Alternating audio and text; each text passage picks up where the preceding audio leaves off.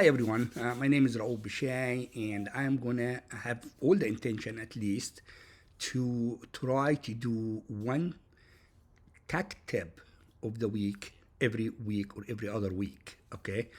I started this because I have a niece that she is a teacher in high school and she teach photograph, and she asked if I can post some tip that she can use. She is out of the state. Obviously, she's not in the state. I'm not going to mention school name or people name for obvious reasons.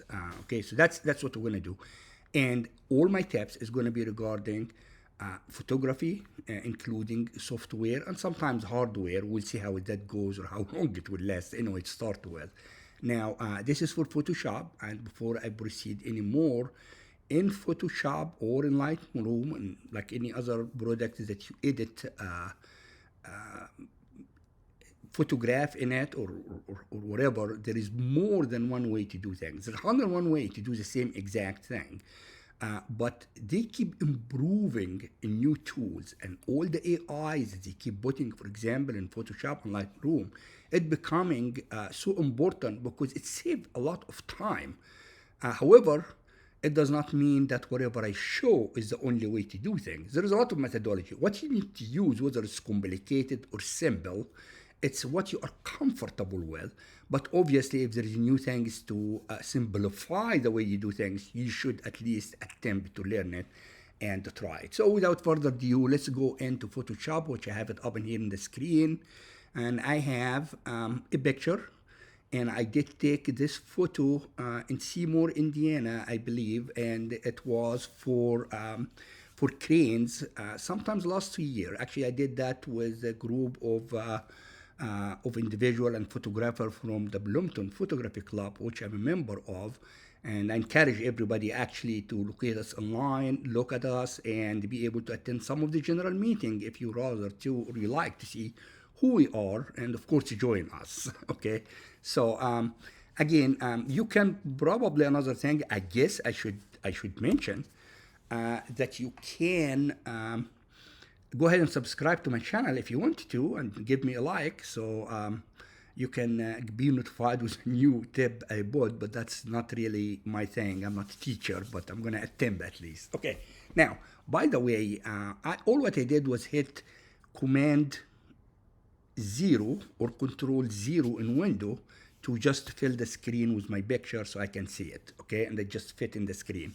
All right, so I'm gonna look at my cranes and I'm gonna find out what do I wanna do with the crane. I wanna select, let's suppose, so we're having several cranes in here, and I think that I would like to select the one in the center, okay, to make it my focus selection. Now, just for an example, and maybe I can add the two on the right or whatever the case is. And what I want to do is I want to make it stand out. So I may want to do something like turn the background to black and white. So one of the selection tool we have, of course, and if you click on it, is the quick selection tool. And I can simply run the quick selection tool and see if I can select this in the background.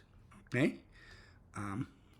So to do this, by the way, before I do anything else, one of the things I always do is hit Command J or Control J in window to create a new layer, or you know what I mean. So I don't confuse things, and if I mess something up, like what I just did, so I'm gonna have Command Z. So I'm gonna go again, and I'm gonna try to be careful.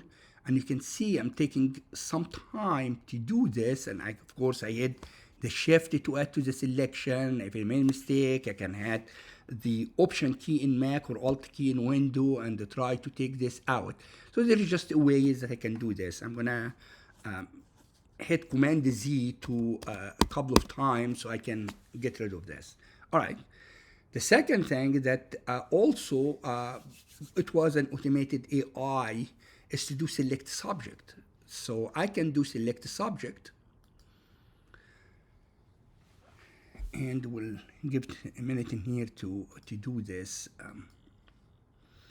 And you see when select subject selected all the subject in my photograph, but you can see all kind of problems in here, you know. This one, it was over expose. It did not select this part. It did not select this part from this.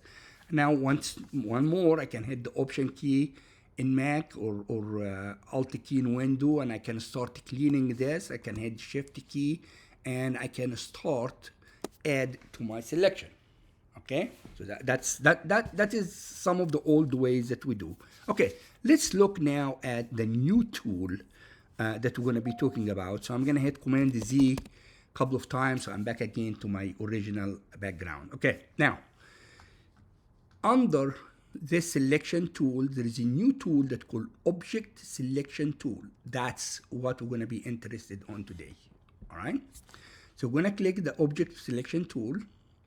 And you can see in here the two arrows turning around. Basically what he's doing is he's finding the object in my photograph. And now as I move, it's just telling me what object there is. By the way, I can see some in here kind of selections that I don't want to do this. I want to do select, deselect, so I can just not see it anymore.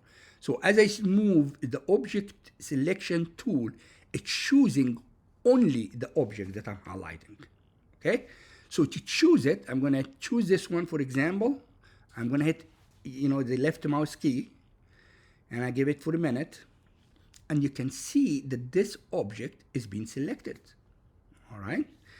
This object being selected, and that is the object I want to be up front. I'm going to show you something really quick. What I'm going to do in here, I'm going to go to my selection. I'm going to inverse it. So now I inverted my picture, and I'm going to go to my layer panel, and I will do an adjustment, new adjustment layer, and let's say black and white. And I'm going to say open here. I'm going to make my window in here a little bit smaller so you can see what happened. And since I did it smaller, now you don't see all the photos, so I'm going to hit Command 0 or Control 0 in window.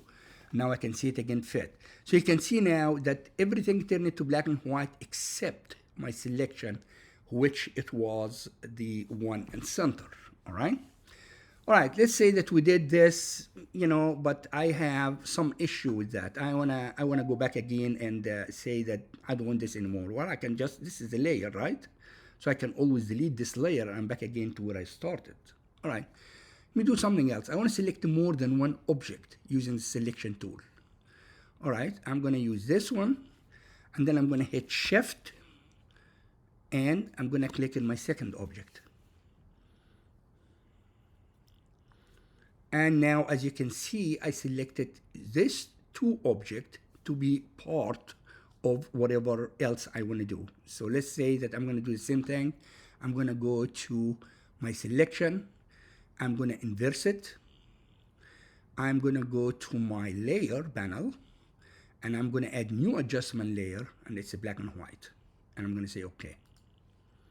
So now again, my only object that's in color as the object is selected. Okay, let's suppose that, wait a minute, there is some coloring issue. I want to change the color in my selection.